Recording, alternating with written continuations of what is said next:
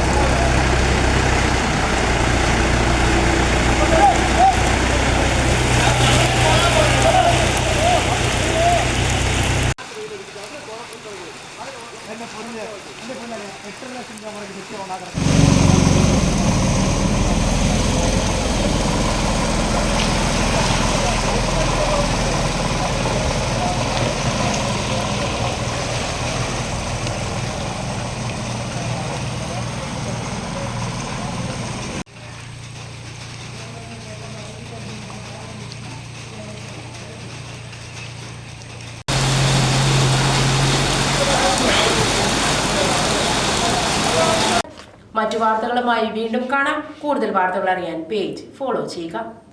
ഈ വീട്ടിലൊരു സാധനം വച്ചെടുത്ത് കാണില്ല. എന്നാലും അതെവിടെ പോയി? അതെ, നിങ്ങൾ എങ്ങനത് കണ്ടായിരുന്നോ? ഞാനെങ്ങും കണ്ടില്ല.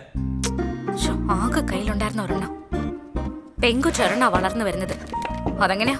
അതിനെ പറ്റിയുള്ള ബോധമൊന്നും ഇവിടെ ആർക്കും ഇല്ലല്ലോ. അതൊക്കെ പഴയതല്ലേ. പിന്നെ പുതിയത് കുറെ അങ്ങ് വാങ്ങി കൂട്ടുമല്ലേ.